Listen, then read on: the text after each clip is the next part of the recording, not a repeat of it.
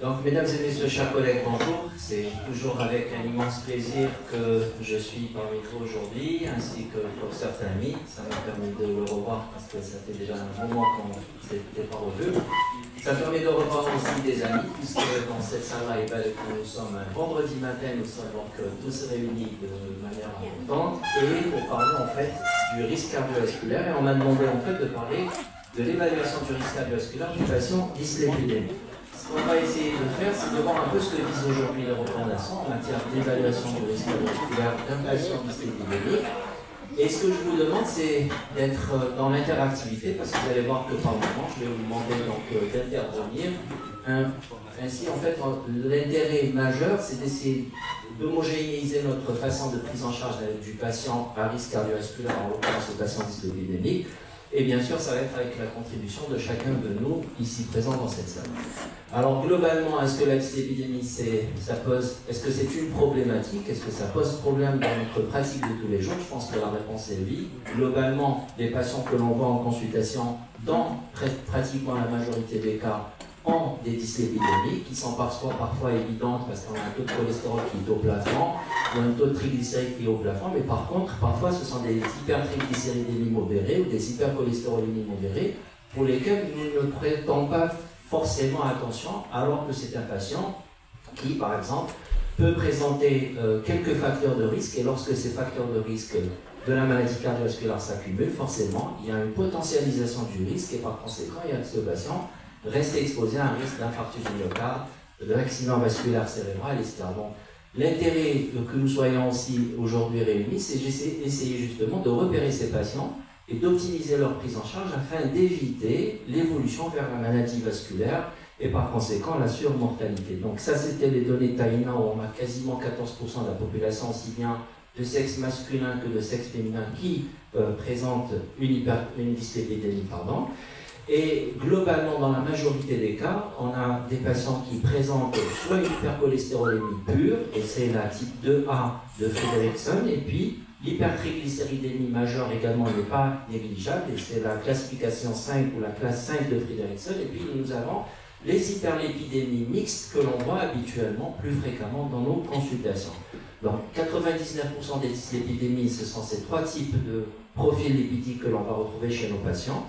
Et il faut juste garder à l'esprit qu'une hyperlipidémie, une dyslipidémie n'est pas forcément, essentielle, elle peut être également secondaire, et donc il faut garder en tête la recherche éventuellement et l'identification d'une étiologie à cette dyslipidémie, parce que la prise en charge du patient va différer selon que l'on soit devant une dyslipidémie primitive ou qu'elle soit secondaire, notamment à certaines pathologies. C'est le cas de l'hypercholestérol LDL, l'hypercholestérolémie LDL, dans le cas des hypothyroïdies par exemple, dans les hépatopathies cholestatiques, dans le syndrome de cholestase, dans le syndrome néphrotique, l'anorexie mentale, mais aussi la grossesse et les neuroleptiques qui peuvent être pourvoyeurs d'une hyper-LDL cholestérolémie. En matière de triglycérides, c'est surtout le diabète, l'obésité et le syndrome métabolique qui sont plus pourvoyeurs d'hypertriglycéridémie, mais il y a aussi l'insuffisance rénale chronique, la iatrogénie, il faut y penser aussi, notamment à la prise d'œstrogestatifs, les corticoïdes, en fait toutes les molécules que l'on connaît et que l'on utilise assez couramment dans nos consultations. Il y a un autre paramètre qui est important, c'est la consommation d'alcool. La consommation d'alcool qui peut être source d'une hypertriglycéridémie, notamment parfois importante, et qu'il va falloir identifier pour optimiser la prise en charge, notamment en matière d'hygiène alimentaire. La consommation excessive de sucreries, alors c'est très simple, c'est ce qu'on voit un peu dans le quotidien. Nous avons des jeunes que l'on peut recevoir en consultation pour quel que soit le motif. Si on fait un profil lipidique à l'occasion, on voit un taux de triglycérides normal, un taux de lipides normal. Et puis ces mêmes personnes, on les revoit par exemple 15 ans plus tard. Entre-temps, la personne s'est mariée, elle travaille, elle a une voiture, elle mange bien, gagne bien sa vie. Et à ce moment-là, en faisant un bilan lipidique, on a la surprise de retrouver des hypertriglycéridémies. Alors globalement, qu'est-ce qui se passe? Ce sont tout simplement cette alimentation qui est riche, mais essentiellement en éléments glucidiques, en hydrate de carbone. Cet hydrate de carbone qui va dépasser la réserve énergétique et qui va se transformer en graisse, et forcément ça va donner des hypertriglycéridémies. Et si on n'agit pas à ce moment-là en matière d'hygiène alimentaire et d'activité physique, forcément ce patient va accumuler des graisses au niveau de ses tissus, en l'occurrence au niveau du foie, et bonjour la stéatose hépatique, au niveau du muscle périphérique, et qui dit muscle périphérique, on parle d'insulino-résistance, et donc d'un état qui précède la maladie diabétique en l'occurrence, et puis même la stéatose cardiaque qui malheureusement va entraîner ou va évoluer vers la cardiomyopathie métabolique. Mais aussi, l'HDL cholestérol, il est également concerné, il peut être bas, et ce de manière relativement modeste ou importante, notamment chez le patient diabétique, le patient tabagique, l'obésité, et notamment l'obésité métabolique, donc l'obésité androïde, et puis en cas de sédentarité. C'est pour ça que quand on fait un profil, il va falloir y évaluer l'ensemble des paramètres pour essayer de rechercher éventuellement une étiologie et d'agir en fonction de l'étiologie. Bien sûr, quand il y a une dyslipidémie primaire, il y a un terrain génétique sous-jacent et sur lequel vont se greffer les facteurs environnementaux, en l'occurrence l'alimentation, l'activité physique, et tous ces paramètres, il va falloir les prendre en charge si on veut améliorer le profil de notre patient dyslipidémique. Alors, je vous invite à voir ensemble le cas d'une patiente pour faire un peu pratique. Une patiente âgée de 46 ans, mère de 2 enfants, elle fait de la randonnée le vendredi, 90 minutes, donc 1h30 avec ses amis. Elle marche 25 minutes les autres jours de la semaine. Elle est comptable de profession, elle ne fait pas d'activité physique, mais souhaite s'inscrire et vous demande d'ailleurs à l'occasion de lui établir un certificat d'aptitude à l'activité physique. Donc ça, c'est quand même un paramètre à en tenir compte. Dans les antécédents, on trouve aussi bien du diabète que de l'hypertension artérielle, notamment chez la maman et le papa. Alors, notre patiente a un BMI de 30,5 kg par mètre carré, donc nous sommes en obésité grade 1, avec un tour de taille à 100 cm, ça nous fait une obésité androïde associée. Pas de soda ni de sucreries dans les habitudes alimentaires de tous les jours, donc elle prend mais occasionnellement, avec une consommation quotidienne par contre de jus nature, donc elle vous dit je ne prends pas les sodas, mais par contre je me fais mon jus d'orange quasiment tous les matins, et même 2 à 3 fois par jour, sans sucre ajouté. Donc là elle vous le précise, c'est-à-dire que je fais quand même attention à ce que je mets dans mon assiette ou mon verre. Tension artérielle en consultation à 128-78 mm de mercure, et le reste de l'examen clinique, par contre, retrouve, et je vous invite à dire 2 mots. Qu'est-ce que ça pourrait être ? Vous vous rappelez comment ça s'appelle, ce symptôme? Ah, pardon? Xanthelasma gérontoxin.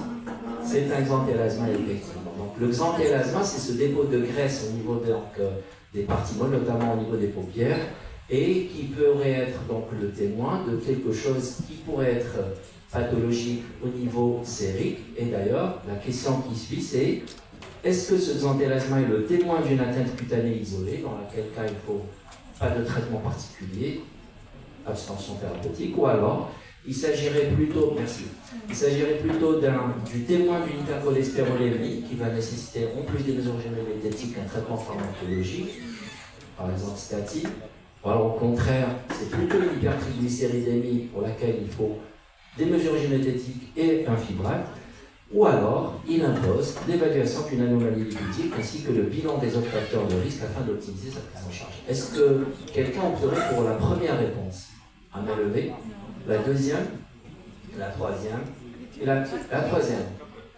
Donc ça c'est fibrate. Quatrième? Ok, parfait. Donc là nous sommes dans le vrai. Effectivement, il va falloir faire une évaluation. Qui dit xanthelasma ne dit pas dyslipidémie systématique. Par contre, il faut quand même rechercher une dyslipidémie. Alors, finalement, qui nous allons dépister? Ce sont les malades. Dans la maladie cardiovasculaire, on sait que c'est la première cause de mortalité. On l'a vu dans l'étude ACE. La première cause de mortalité, même dans la population en général, ça reste la maladie cardiovasculaire. 18 millions de décès ont été répertoriés donc, en 2019. Les dyslipidémies représentent en fait un des facteurs de risque de la maladie cardiovasculaire modifiable, et c'est pour ça que nous sommes réunis, parce que s'il faut intervenir, ça nous donne un facteur de risque pour lequel nous pouvons intervenir, nous pouvons réduire le risque à ce moment-là. Cette mortalité justifie en fait un dépistage qui soit approprié. On ne va pas dépister tout le monde. Un jeune de 20 ans qui vient en consultation pour une angine, on ne va pas lui faire un bilan lipidique. Par contre, dès l'âge de 40 ans dans le sexe masculin ou 50 ans chez la femme, ou surtout lorsqu'elle est ménopausée précocement, donc ça va être avant 50 ans, il va falloir faire un bilan lipidique pour rechercher notamment une dyslipidémie qui constitue en soi un facteur de risque cardiovasculaire. Lors de l'instauration d'une contraception, et oui, on a tendance à l'oublier. Quand on met une contraception, notamment un œstrogestatif, Est-ce qu'on demande de manière systématique un bilan lipidique? Et pourtant, nous devrions.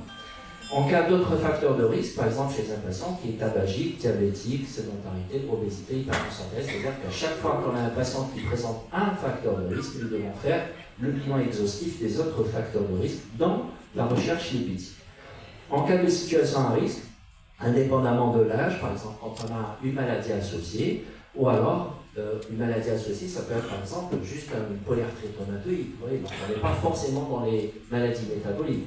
En cas de signes cliniques en faveur d'une forme familiale, et on sait que dans les formes familiales, c'est surtout les hypercholestérolémies qui sont les plus fréquentes, ces hypercholestérolémies familiales. Alors, est-ce que nous y pensons dans notre quotidien de ces hypercholestérolémies familiales, et quand est-ce qu'éventuellement on doit y penser, et à quel moment on doit possiblement faire le diagnostic d'une hypercholestérolémie familiale? Et comment vous faites dans votre pratique? Devant des chiffres élevés, un taux de LDL à combien? Alors peut-être à partir de 190 mg par décilitre, c'est-à-dire 1,90 g, il faut y changer. Mais après, nous avons des repères. Le repère, moi je vous propose de voir ensemble les critères de Tufts Lipid Clinic Network, alors qui prennent en considération plusieurs paramètres. Donc vous avez des critères ou une histoire familiale, quand il y a des antécédents familiaux, on va voir lesquels. Quand il y a des antécédents personnels, et puis notamment que ce qu'on retrouve à l'examen clinique de ces patients, à quel taux de lipides on doit s'interroger et on doit scorer ces patients pour parler de risque cardiovasculaire, et puis éventuellement l'analyse génétique. Mais l'analyse génétique ne se fait pas en algérie. Donc globalement, on va essayer de se focaliser sur les données anamnéstiques et l'examen clinique et la biologie. Dans les données anamnéstiques familiaux, nous avons l'existence d'un antécédent vasculaire précoce avant. Vous voyez 55 ans chez l'homme et 60 ans chez la femme, donc un père qui a fait un infarctus avant 55 ans ou une mère qui a fait un infarctus avant 60 ans, ou alors lorsqu'on a un LDL, là c'est plutôt supérieur, c'est pas inférieur, à 95 de percentile, c'est-à-dire au-delà de 1,90. Lorsque un parent du premier degré, donc père ou mère, ou frère et sœur, qui présente une xanthomatose tendineuse, ou alors un gérontoxon, c'est-à-dire un arc cornéen qui est lié à cette dyslipidémie, ou alors lorsqu'on a par exemple un LDL cholestérol supérieur à 1,90 chez un adulte de moins de 18 ans, chez un enfant de moins de 18 ans. Il y a également les antécédents personnels. Alors, les antécédents personnels sont les suivants. Pareil, un patient qui a fait un infarctus du myocarde avant 55 ans, ou une patiente avant 60 ans, ou alors l'existence d'une atteinte vasculaire, que ce soit vasculaire cérébrale ou périphérique, pareil, avant 55 ans chez l'homme, 60 ans chez la femme. Donc un antécédent personnel précoce, vasculaire précoce. L'examen physique, le fait de retrouver un xanthome tendineux, ça nous fait un score chez ce patient, le fait de trouver un gérontoxon, donc un arc cornéen avant l'âge de 45 ans. Et vous voyez qu'en face de chaque paramètre, on a un score. Et c'est la somme de ces scores-là qui va nous donner un score définitif à partir duquel on peut évoquer une hypercholestérolémie familiale. Et le score en question, c'est de 8. Donc vous allez voir que quand on a une symptomatologie ou un antécédent vasculaire, ça va vite grimper pour atteindre le 8 et plus. Et ça va nous permettre de poser le diagnostic, ou en tout cas d'évoquer de manière forte l'hypercholestérolémie familiale. Et idéalement, c'est bien sûr de la confirmer avec un bilan génétique. Le taux de LDL joue un rôle également dans le score de ces patients. Vous voyez ici qu'un taux de LDL qui dépasse les 8 mmol, c'est-à-dire 3,30 g de LDL cholestérol, c'est déjà scoré à 8. Donc à partir de 8, on évoque l'hypercholestérolémie familiale. Quand on a un taux de cholestérol entre 2,50 g et 3,30 g, il est scoré à 5. Un patient qui a un taux de LDL entre 1,90 et 2,50, il est scoré à 3. Et entre 1,55 et 1,90, il est déjà scoré à 1. Donc vous voyez, vous mettez des scores et vous faites la somme de ces scores, et c'est la somme de ces scores qui va nous faire évoquer la maladie. Et ce qui va nous permettre de le confirmer de manière absolue, bien sûr, c'est le test génétique, si malheureusement on aurait pu le faire en Algérie. Alors le test génétique, c'est une mutation fonctionnelle du gène qui code pour le récepteur du LDL cholestérol, ou de l'ApoB, de la polyprotéine, ou alors du PCSK9. Donc voilà comment on fait le diagnostic de manière génétique de l'hypercholestérolémie familiale. Toujours est-il, avec un score qui dépasse les 8 points, on évoque cette maladie de manière forte et on la confirme éventuellement par le test génétique. Alors, il y a plusieurs recommandations qui peuvent nous orienter, qui nous donnent des lignes directrices pour prendre en charge et pour faire le diagnostic de la dyslipidémie. vous avez donc certaines qui sont citées devant vous, que ce soit des recommandations canadiennes, américaines, européennes ou même britanniques. On va voir ce qu'elles disent globalement, ces recommandations, c'est que quelles que soient les recommandations que l'on prenne, en commençant par les recommandations canadiennes, ici, les européennes, les américaines, vous avez également les britanniques, enfin à votre droite, toutes ces recommandations, justement, convergent pour dire qu'il va falloir faire un bilan politique détaillé, c'est-à-dire un taux, ce qu'on fait habituellement, un taux de cholestérol total, taux de triglycérides, LDL, HDL, et qu'est-ce qu'on nous rajoute? Le non-HDL cholestérol. C'est pas compliqué, non-HDL cholestérol, c'est cholestérol total moins HDL cholestérol. Et quand on enlève le bon cholestérol du cholestérol total, qu'est-ce qu'il nous reste à la louche? Il nous reste et le mauvais cholestérol et les formes intermédiaires. Donc c'est intéressant de faire ce non-HDL cholestérol parce que ça nous donne une visibilité peut-être plus pointue que celle du HDL cholestérol. Et puis de manière accessoire, on nous propose de faire quoi? Le dosage de la lipoprotéine petit a et le dosage de l'ApoB, la lipoprotéine B. Alors, pour la lipoprotéine petit a, on commence à en parler de plus en plus. Je me rappelle, il y a quelques années déjà, ça a été cité dans les recommandations. Et puis après, ça a disparu à un moment donné. Et là, on y revient. Et d'ailleurs, les Américains l'ont quasiment intégré dans leurs recommandations. C'est-à-dire qu'on nous demande de faire le dosage de la lipoprotéine petit a, ne serait-ce qu'une fois dans la vie. Alors, pourquoi ne serait-ce qu'une fois dans la vie? Parce que cette lipoprotéine petit a est codée génétiquement. Donc, elle n'est pas influencée par l'alimentation, elle n'est pas influencée par le mode de vie, elle est codée génétiquement. Et en soi, elle constitue un risque cardiovasculaire. On va voir ensemble quelques données de la littérature. Les ApoB sont également et reviennent encore une fois à la course, dans le bilan lipidique de nos patients. Et je pense que ces deux paramètres vont prendre de plus en plus de place.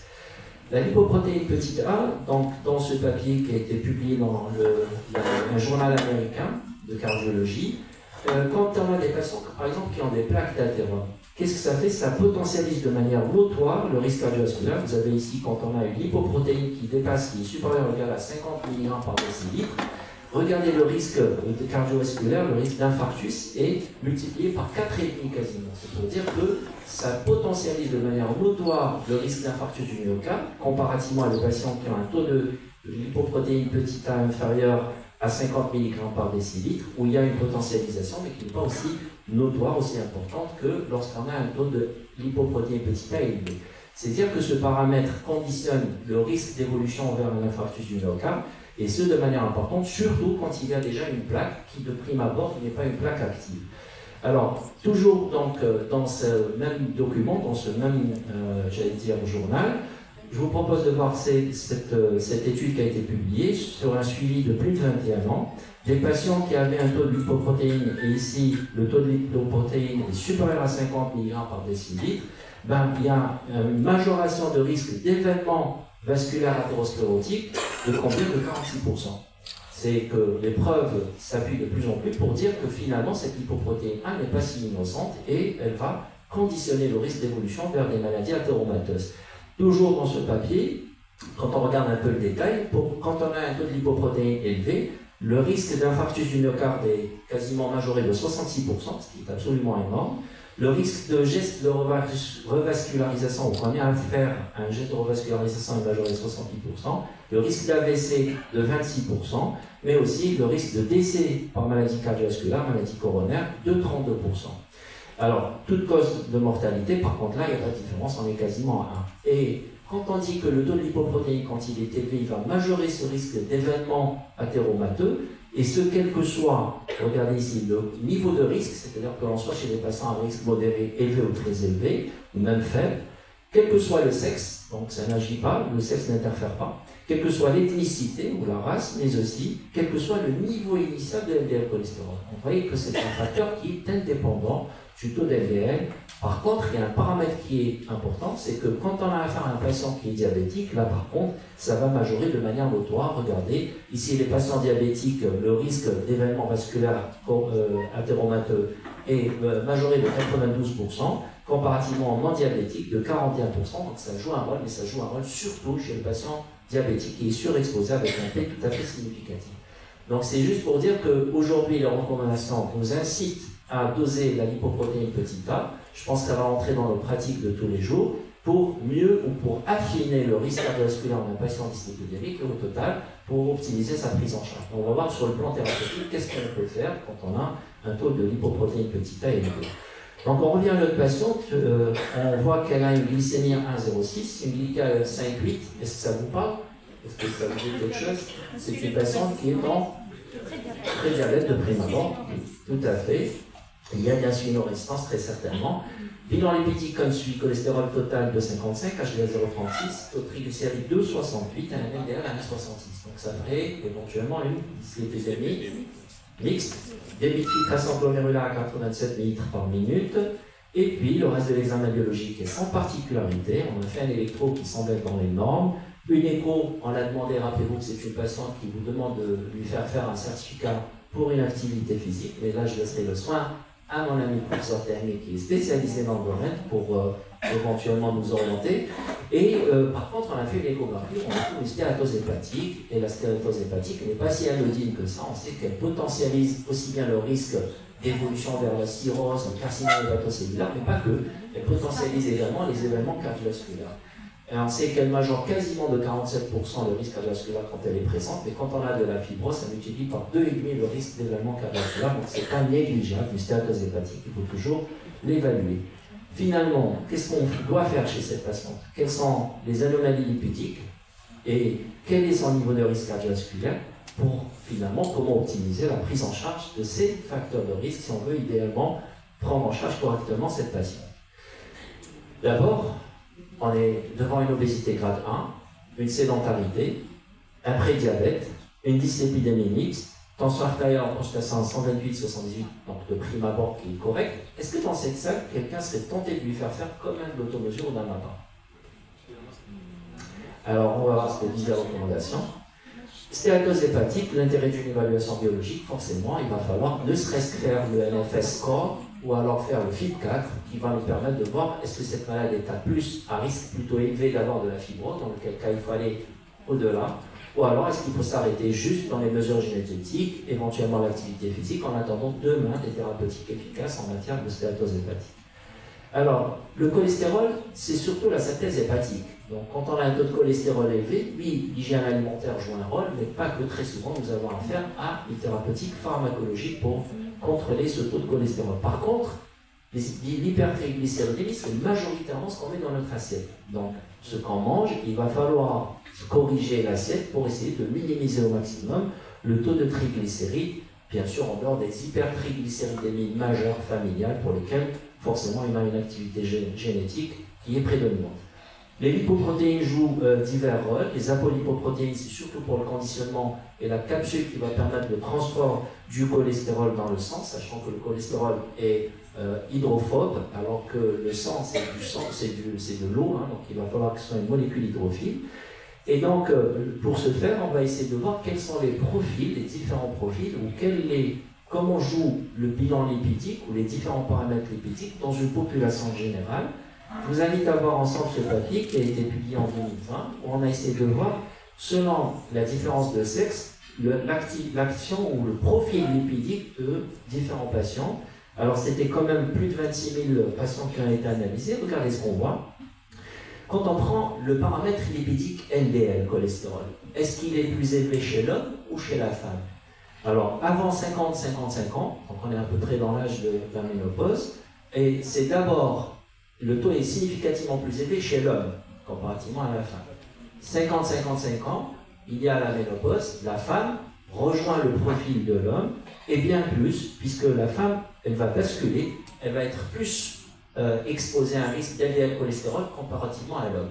Donc, avant la ménopause, c'est plutôt les hommes qui sont exposés à un risque d'LDL élevé. Par contre, dès qu'il y a la ménopause, c'est plutôt la femme qui devient à risque d'LDL cholestérol élevé. Ça, bien sûr, c'est en dehors de tout traitement. Quand on met une statine, le profil ne va pas forcément changer, sauf que, regardez, après la ménopause, c'est toujours la femme qui va être exposée à un taux d'LDL cholestérol. Par contre, avant la ménopause, regardez ce qui se fait, on a quasiment, ça s'inverse, mais pas de significativité, c'est-à-dire qu'on a quasiment pareil, match nul entre un LDL il baisse bien sûr quand on met une statine, mais il reste quasiment équivalent aussi bien chez l'homme que chez la femme. Par contre, après la ménopause, la femme reste toujours exposée à un taux d'LDL cholestérol plus élevé comparativement à l'homme, et ce de manière significative.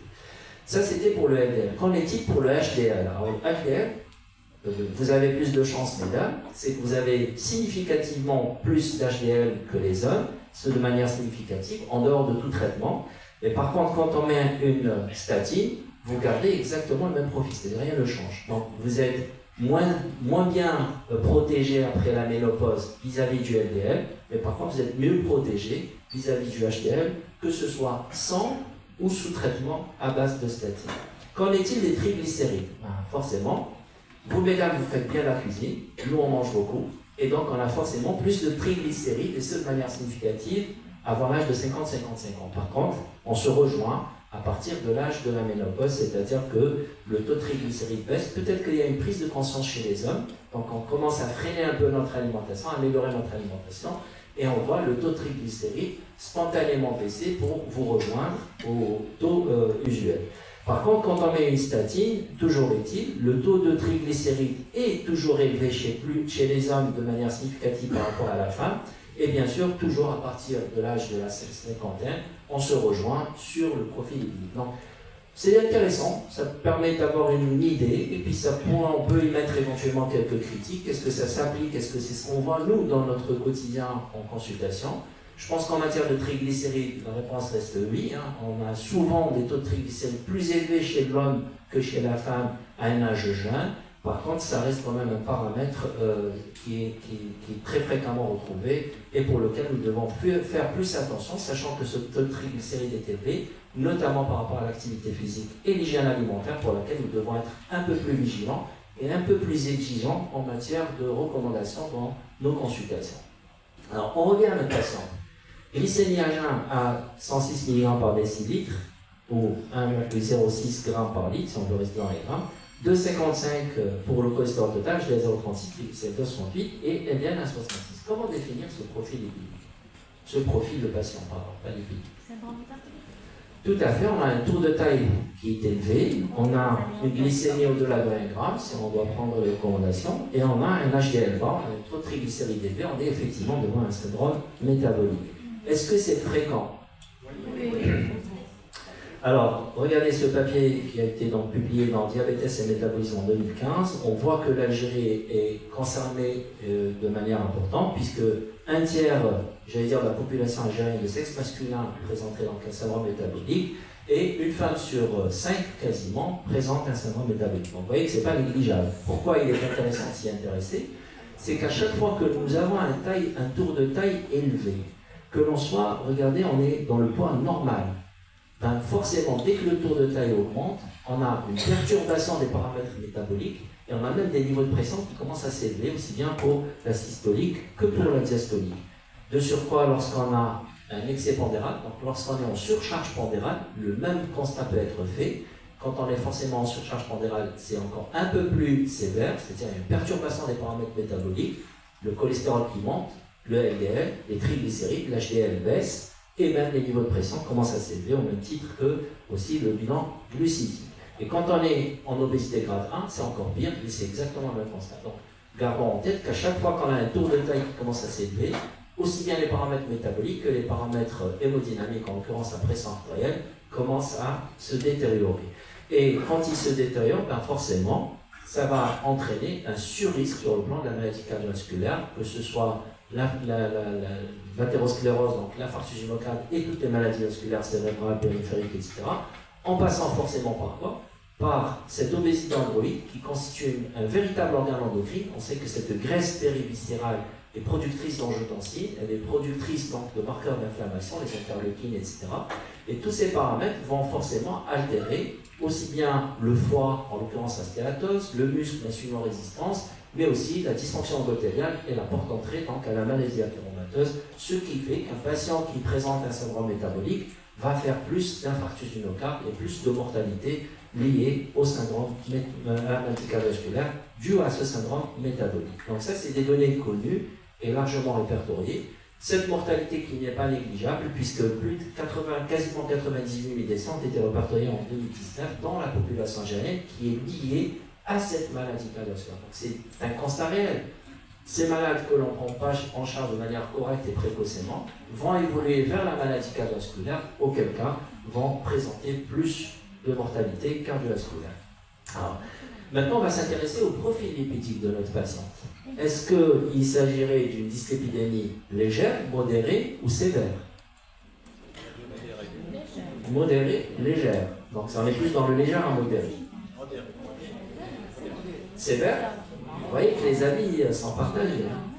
Alors, sachant que lorsqu'on a une dyslipidémie, par exemple, qu'elle soit légère ou modérée, on est plus dans la prédisposition génétique, mais on a tous les facteurs environnementaux qui vont précipiter les choses et qui vont déclencher la maladie. Quand on est dans la maladie sévère, donc dans la dyslipidémie sévère, c'est plus une forme monogénique, donc il y a la génétique qui pèse dans le diagnostic, ou dans la maladie, ou alors c'est une forme polygénique, mais par contre elle est très importante, elle est marquée, auquel bien sûr à laquelle vont s'associer les facteurs environnementaux.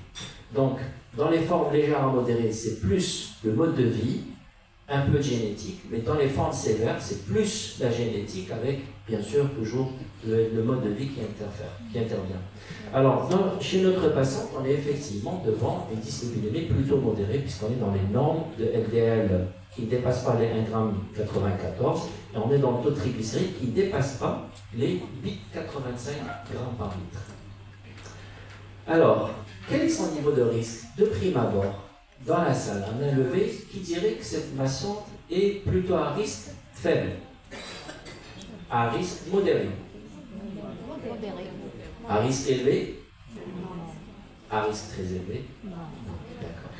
Alors, oui, il faut indéniablement scorer un patient dès qu'on a des facteurs de risque. À partir de 40 ans chez l'homme, 50 ans chez la femme, devant toute hypertension artérielle, devant tout diabète, devant tout syndrome métabolique, devant toute obésité androïde, toujours est-il qu'il va falloir faire le bilan du risque cardiovasculaire. Et pour ce faire, il va falloir faire la liste exhaustive des facteurs de risque. Donc, il va falloir rechercher l'hypertension, le diabète, etc. Donc, on fait une évaluation. Pourquoi on fait une évaluation et le bilan exhaustif des facteurs de risque? C'est pour avoir une feuille de route. C'est pour savoir qu'est-ce que je dois faire, à quel moment je dois démarrer des mesures génétiques, à quel moment je dois démarrer un traitement pharmacologique, pour finalement atteindre quel objectif thérapeutique chez mon patient, puisque la prise en charge diffère selon les niveaux de risque cardiovasculaire. Et pour ce faire, le bilan lipidique s'impose. Le bilan lipidique, c'est ce qu'on a l'habitude de faire, un taux de cholestérol total, un HDL, cholestérol LDL, et triglycérides, c'est une recommandation de classe 1.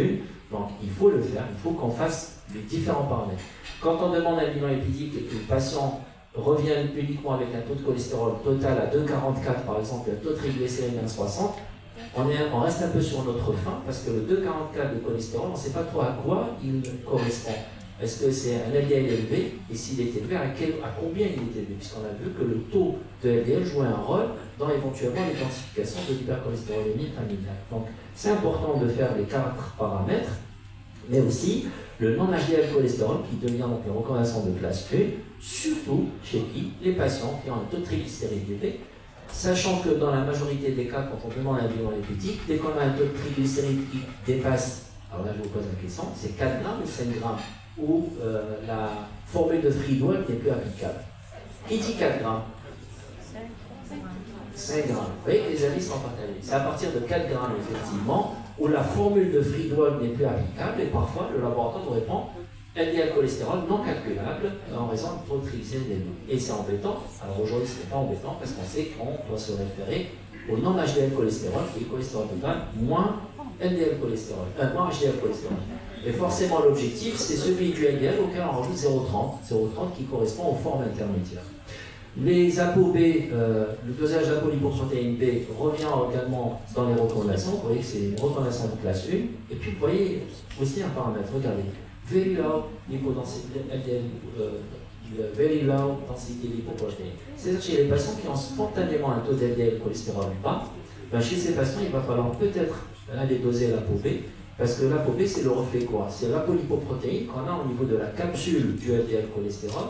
Et par exemple, à taux Et à 1 gramme chez un patient diabétique et un patient non diabétique, j'aurais pu dire un patient à syndrome métabolique, à 1 gramme chacun de LDL cholestérol, nous n'avons pas le même nombre de particules de LDL, sachant que chez un patient diabétique ou un syndrome métabolique, etc., on a des petites particules d'LDL cholestérol qui sont petites, qui sont denses, qui sont plus hétérogènes, donc qui sont plus pourvoyées de s'incruster dans l'espace endothélial et provoquer la plaque athéromateuse. Donc, par conséquent, peut-être que le dosage d'ApoB nous donne un meilleur renseignement parce que pour chaque molécule d'LDL, il va y avoir une apolipoprotéine à la surface, donc ça nous donne une meilleure visibilité sur le nombre de particules comparativement au dosage global du LDL cholestérol. Donc, ça revient dans la recommandation. Le non-HDL cholestérol, on doit le calculer parce qu'on doit l'utiliser si on veut scorer le risque cardiovasculaire de notre patient. Et aujourd'hui, c'est dans les recommandations. Et finalement, donc, quand on revient à notre patient, par mesure de sécurité, on a fait une automesure, mais ce n'est pas forcément une indication, puisqu'on doit rechercher une hypertension artérielle masquée. Masquée, ça veut dire que les niveaux de pression sont à la limite de la normale en consultation, mais dans la vraie vie de tous les jours, les niveaux de pression sont anormalement élevés, et cela va exposer le patient à plus de risques cardiovasculaires. Alors, on a quand même fait une automesure, et puis on doit là scorer notre patient pour savoir est-ce qu'elle est à risque faible, modéré, élevé ou très élevé pour répondre à la question de tout à l'heure. Alors, qu'est-ce qu'on voit? Ici, j'utilise le score 2. Le score 2, sachant que l'Algérie est considérée comme étant un pays à très haut risque cardiovasculaire, donc je dois scorer la région, je dois identifier la région, nous sommes dans le très haut risque. Je vais mettre le sexe de la patiente, féminin, l'âge, j'introduis également la pression artérielle systolique, et puis le taux de cholestérol total, le taux d'HDL cholestérol, le taux d'LDL cholestérol, et puis je vais appuyer sur le calcul du score de ma patiente. C'est un logiciel, donc vous pouvez aller sur UPrevent sur le net et vous pouvez télécharger l'application. Qu'est-ce qu'il me donne le score tout? Alors, il me donne un score, un risque de faire un événement vasculaire à 10 ans de l'ordre de 5,8%. Donc c'est le logiciel qui l'a calculé. Et forcément, si je suis à 5,8, c'est une patiente qui est âgée de moins de 50 ans. Nous sommes dans quel niveau de risque? Ici faible, modéré, élevé. Nous sommes effectivement entre 2,5 et 7,5.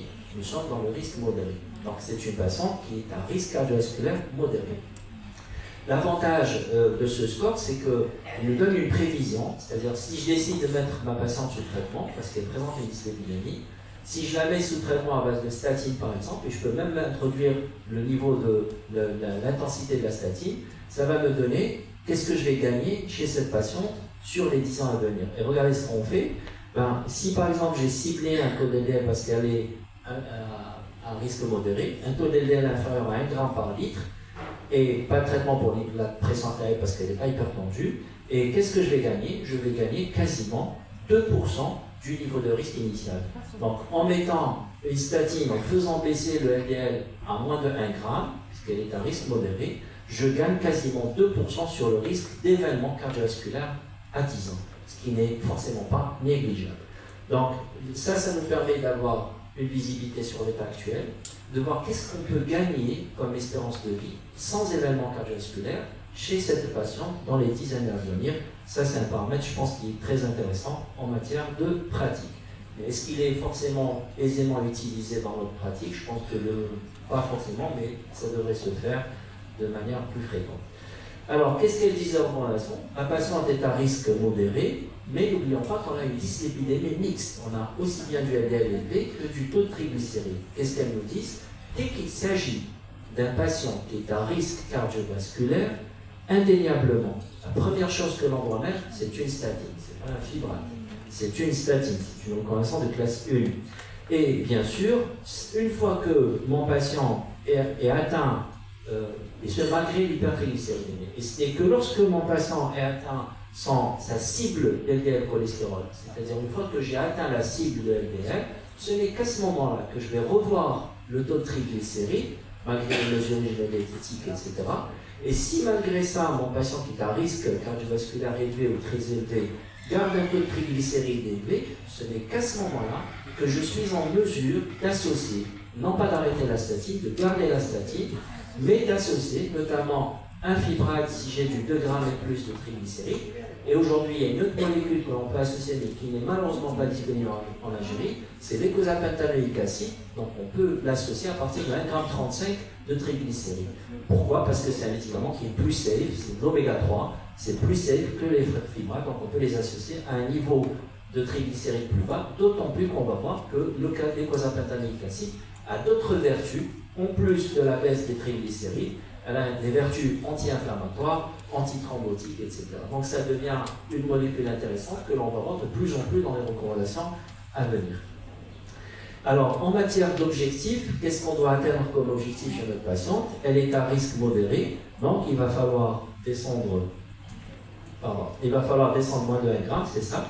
Le non-HDL cholestérol, c'est l'objectif de LDL auquel on rajoute 0,30 si on n'a pas de LDL, donc c'est moins de 1,30 pour le non-HDL cholestérol, avec bien sûr un taux de triglycérides idéalement qui devrait être en dessous de 1,50 g. Et finalement, qu'est-ce qu'on va proposer à notre patiente? Elle est à risque modéré, rien qui presse, pas de traitement. Ou alors, je vais démarrer un régime hypocalorique, pauvre en graisse, notamment animal, traitement médicamenteux et activité physique. Qui opterait pour la première réponse? Ok, pour la deuxième, la troisième, la quatrième, toutes les réponses. En dehors de la première, effectivement. L'activité physique, c'est un impératif. Donc, il va falloir proposer et insister sur l'activité physique de manière régulière. Combien de minutes par semaine? En activité modérée? Deux fois par semaine. 150. Oui, alors idéalement c'est 3 fois par semaine, oui, 150 à 300. 150 à 300 minutes si on est dans l'activité modérée, et si on est dans l'activité intense, c'est 75 à 150 minutes, c'est-à-dire la moitié. D'accord, pour les sportifs de compétition. Alors, l'apport lipidique, il doit être limité, et idéalement ce sont les acides gras monoinsaturés, notamment l'huile d'olive dans le disposant. Et nous pouvons être fiers de notre huile d'olive parce qu'elle a eu quand même le premier prix en Grèce et en Italie. Et je pense que vous connaissez cette huile, sans vouloir faire de la publicité. Donc, l'huile d'olive, regardez quand on utilise de l'huile d'olive, vous allez me dire qu'1 litre par semaine c'est énorme, je suis tout à fait d'accord. C'est un papier qui a été publié dans le New England Journal of Medicine en 2013, ça fait quasiment 11 ans. Qu'est-ce qu'on a? L'utilisation de l'huile d'olive, elle permet de réduire le MACE 3 points, mortalité cardiovasculaire, infarctus et AVC, de combien? 30%, ce qui est énorme. 30% de réduction de MACE 3 points. La mortalité cardiovasculaire, nous sommes là, c'est réduction de 32%. Donc, bonjour l'huile d'olive, à condition bien sûr de l'utiliser de manière rationnelle. N'oublions pas que quand on l'utilise, parce que souvent nos malades nous le disent, on vous dit, moi je n'utilise que l'huile d'olive. Ok, l'huile d'olive, ça fait baisser quoi? Le mauvais cholestérol. Ça fait augmenter le bon HDL, donc le bon cholestérol, le HDL cholestérol, mais attention, ça fait grimper de manière notoire le taux de triglycérides. Donc, triglycérides, toute huile, quelle que soit l'huile, est pourvoyeuse de l'hypertriglycéridémie quand elle est utilisée de manière excessive. Donc, oui, l'huile d'olive, mais de manière rationnée, de manière modeste. Les fibres alimentaires, alors, c'est pas compliqué, on les voit tous les jours, nos patients qui viennent, qui vous disent, c'est le cas de notre patiente aussi, hein, elle vous dit, moi je prends pas de soda. Ratenez le gazose, ratenez les jus, etc. Par contre, j'ai mon jus d'orange tous les matins, et c'est moi-même qui le prépare, et je ne rajoute pas de sucre. Est-ce que ça c'est bon? Oui. Parce que n'oublions pas que d'abord un fruit, il vaut mieux le consommer comme fruit plutôt que de le presser. Parce que quand on le presse, on casse les fibres, on augmente son potentiel sucrant, et forcément on va avoir plus de sucre. D'abord, brutalement, attention chez les patients diabétiques en prédiabète. Et bien sûr, cet excès de sucre, cet excédent de sucre va se transformer en acide gras, va être utilisé par le foie, qui est le principal réservoir de sucre, le muscle qui est égoïste parce qu'il va garder son glycogène pour lui, pour son usage personnel. Par contre, tout l'excédent de sucre va être transformé en quoi? En acide gras, en triglycérides, et ces triglycérides vont s'incruster partout, notamment dans la microcirculation, et on va les retrouver dans le muscle, on va les retrouver dans le cœur, on va les retrouver dans le foie, etc. Donc tout ceci va préparer le patient à l'insulinrésistance et en l'occurrence au diabète. Donc oui pour les fruits de manière modérée, peut-être moins pour les fruits pressés, notamment les jus. Alors, qu'est-ce qu'on va proposer finalement pour le patient? Qu'est-ce qu'on va lui proposer en plus du régime, ou un régime seul? Une statine ou fibrate? Réponse 2, tout le monde est d'accord? Pas de fibrate? Non. Ok, c'est la réponse effectivement la plus juste. Est-ce que le fait de mettre de la statine, je vous propose juste de voir cette étude qui a utilisé la rosuvastatine, OP3, c'est une étude chez laquelle on a pris des patients, dans laquelle on a pris des patients qui n'étaient pas à risque cardiovasculaire élevé, ils étaient à risque cardiovasculaire modéré à faible, ou faible à modéré, et ces patients-là, on les a mis sur rosuvastatine 10 mg versus placebo, donc une étude randomisée, en 2 bras, 12 000 patients, et qu'est-ce qu'on voit?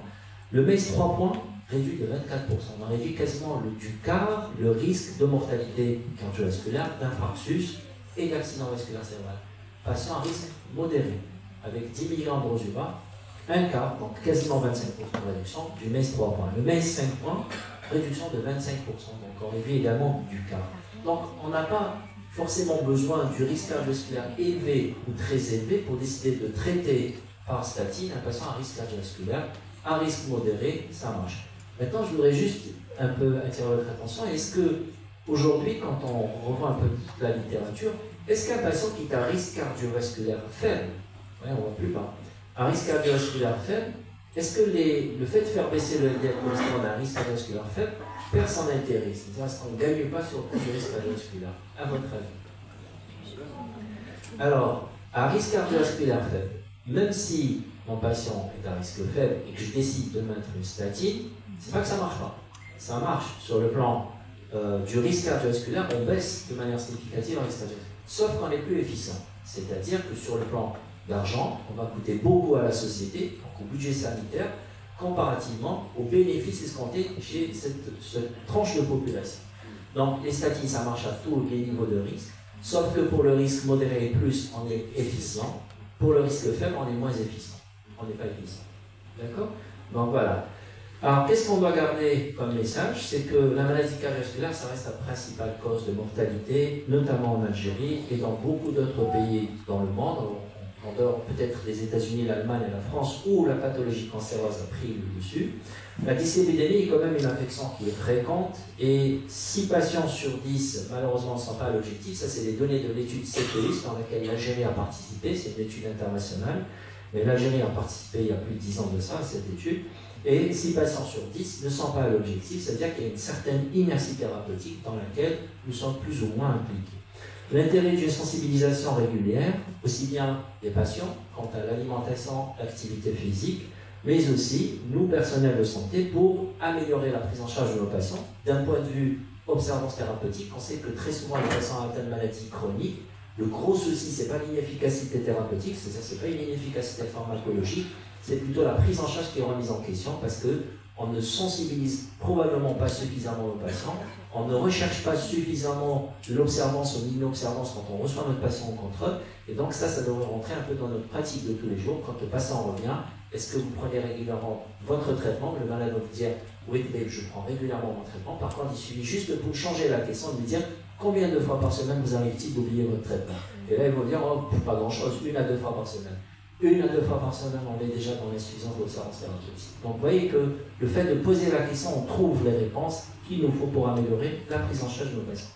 Le cholestérol reste une cible majeure pour atteindre une mission pour laquelle nous sommes tous ici réunis aujourd'hui, qui est laquelle? C'est la réduction de la mortalité et de la morbidité cardiovasculaire. Je vous remercie de votre attention.